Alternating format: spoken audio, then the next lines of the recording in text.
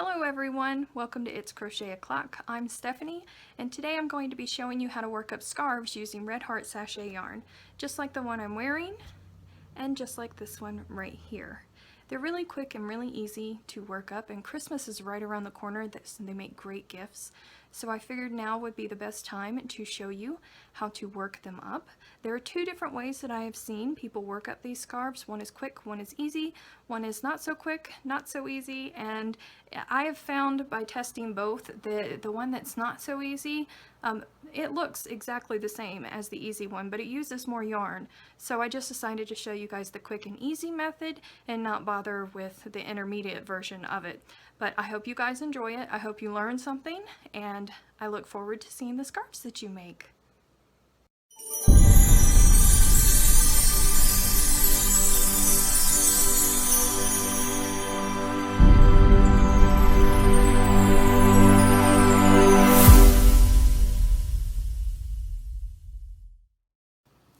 So this is Red Heart Sashay Yarn. This is the cover for this one right here, Red Heart Boutique Sashay, and this one is sequins. There's a few other ranges in it. It's just one ball. This is 74% acrylic and 26% polyester. You have to hand wash these. You cannot put these in the wash machine. You also cannot put them in the dryer. So try to keep that in mind. Whenever it comes off of the ball, it's all clumped together like this, so you have to stretch it out to see the lovely. It's very neat. It's already webbed together for you.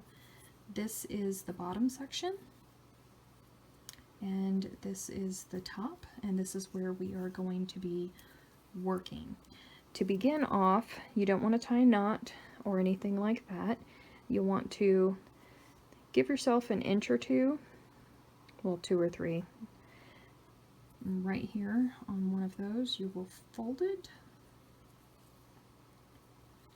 and make sure that your tops are matching up. Now you can use any size hook for this. It really doesn't matter, but I normally use hooks that have the grips on them because they're more comfortable for me. But for these types of projects, I actually use these types of hooks because we're going to need the space. So just insert your hook, and for the beginning round, I like to make sure that it's nice and secure. So just enter it into the first hole. Make sure that you get both the front and the back that you're holding on to, and then right into the next. Match these up, go right into the next, into the next, and now I'm just going to pick up one more. So for this, normally what you would do is you would hold this loop up and then squeeze the rest of them and pull that loop through. But for the first one, it's a little bit tricky, so I normally just pull them through one at a time because it's technically 2 loops in each because we doubled over the fabric. So just to save myself any type of stress, I just work it through slowly. And there we go. Now we can begin. And our frayed end will not be seen at all at the end of the project. Now, you can, most of the time, what people normally do is they skip a hole, insert their hook, skip a hole, insert their hook, and they do that until they have 10 loops on the hook, and then they pull one through, and they rinse, lather, and repeat. Now what you can do is you can do every 3rd hole, and that will give you a little bit looser. You can do every 2nd, you can do every single hole if you would want to. The closer the holes are, the more poofy your scarf will be. The further the holes are apart, the more loose it will be. And I would say about the 4th hole, if you do every 4th hole, it starts to take a bell shape, which is fine if that's what you're looking for. Sometimes some of the colors call for it, sometimes they don't. But for this one, I'm going to show you how to start, and I'm going to do every other hole. So this is our loop that's on our hook. So I'm going to skip this one, and I'm going to insert my hook there. That's 1, skip 2, skip 3, skip 4, skip 5, skip 6, skip 7, skip 8, skip 9, skip, and then here is 10. So you can bunch all of these together. Keep this loop up here separate. It's on the hook. Turn your hook downwards. This will give you less of a chance to get caught on these loops because we're going to pull our hook through all of these loops. So turn your hook down and pull it through. So glad that worked because I'm on camera and it would be highly embarrassing if it didn't. But I would be able to show you how to fix it. So this is the loop that's on the hook right here. So we're going to skip this next one and then insert. So that's 1, skip, 2, skip, 3, skip, 4, skip,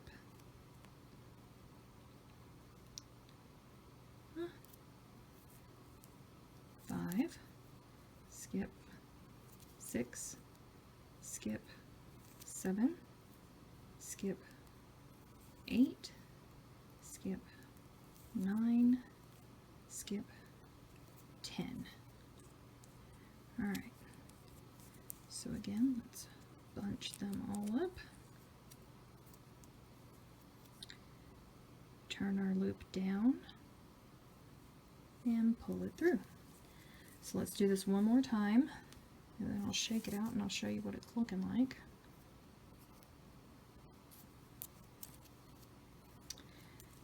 So skipping, and that's 1, skip 2, skip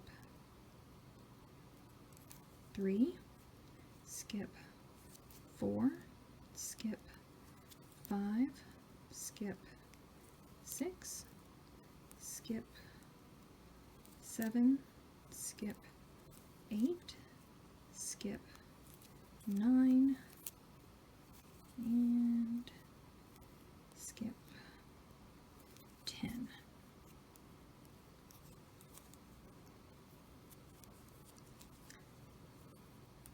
Bunch it together, make sure you turn your hook down and pull through.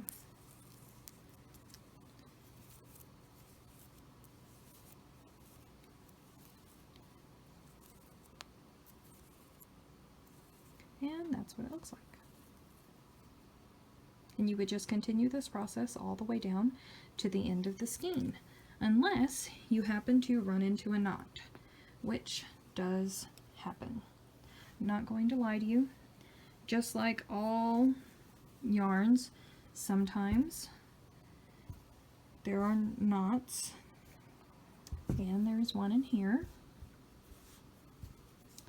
So what I did was I undid their knot because I don't ever trust manufacturers' knots, and then I retied one of my own, and I'm going to show you.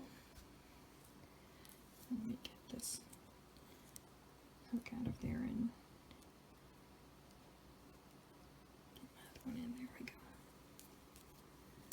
So this one I've been working every 4th or so loop.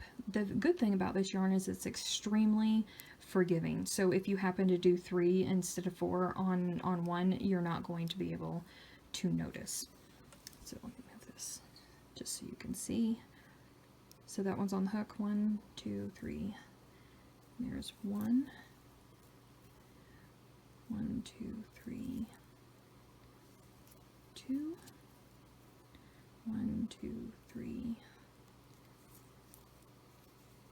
3, 1, 2, 3, 4, 1, 2, 3, 5, 1, 2, 3. It's this last one right here before the knot. It's a little bit hard to see. But we're just going to work right over it. So that was 6.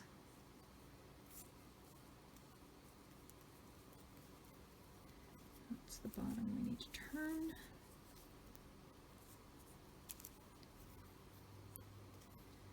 And I'm just going to grab that and use that as a loop. So there's 1, 2, 3. There we go. So that one's 7 because we just added another one.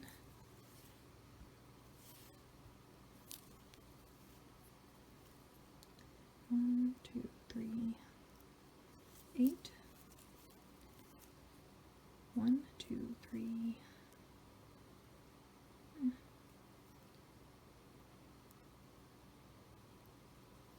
9.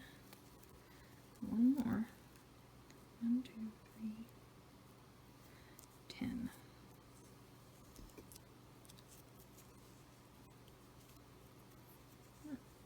Bunch them all together. Turn your loop, or turn your hook rather. See, and this one's getting stuck. I can tell it already. Ooh, that one got stuck on a lot. So now we have to figure out which one is the one that is the working yarn.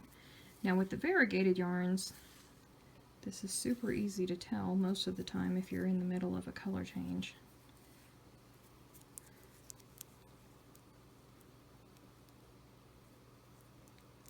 Let's see.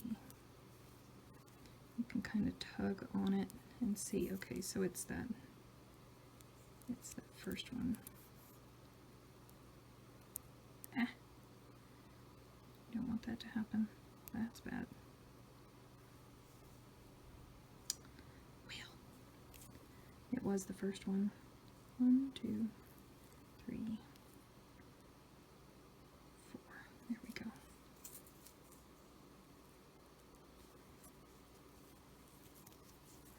So there's our knot, and it's going to be right there, but you won't be able to see it here in a minute because this next one is going to cover it up completely.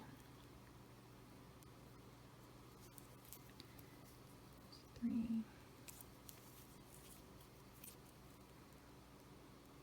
That's 5, 6, 7,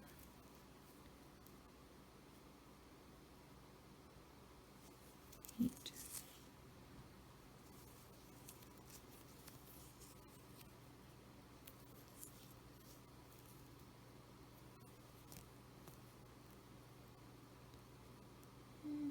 9. Okay, just one more.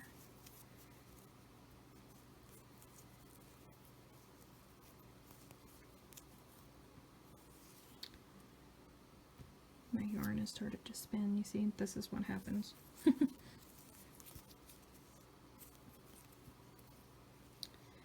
Alright, there we are.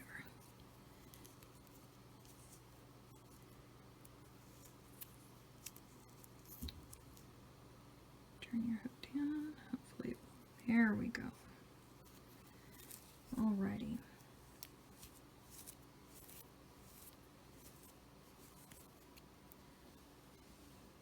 See, you can't even tell where it was. And see what I'm talking about with the bell shape? This is every 4th.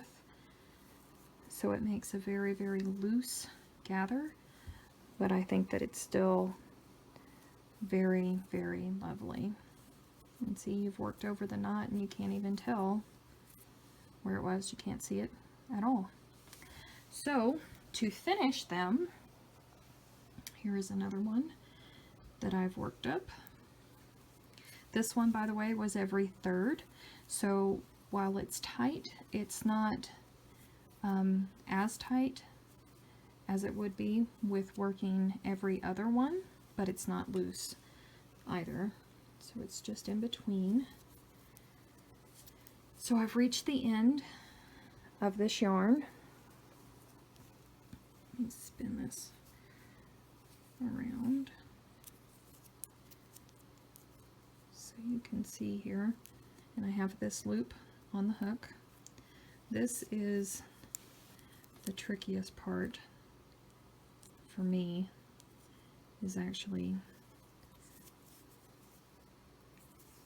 because we have to pull this through there. Let me get my other hook.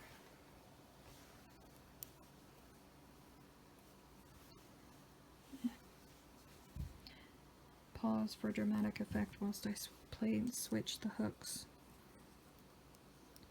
As I said, I don't normally use those types of hooks. Okay, and that's a rather small hook. Okay, so what I'm going to attempt to do, some people can do this with their fingers. I'm not that good. I'm not very good at this either. It's honest to goodness the hardest part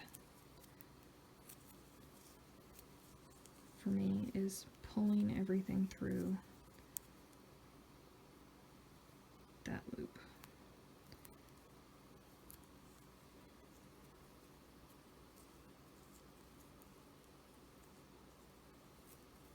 There we go.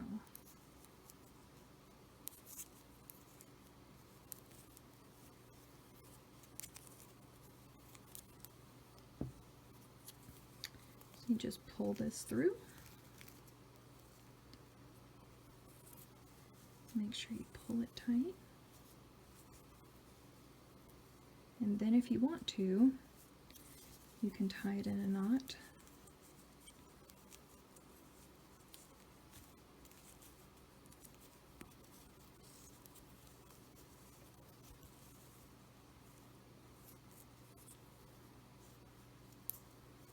And then you can use your scissors and cut right about there. And then whenever it falls over it, you won't be able to see the knot, just like we couldn't on the join either. And that's how you make a scarf with Red Heart Sashay yarn.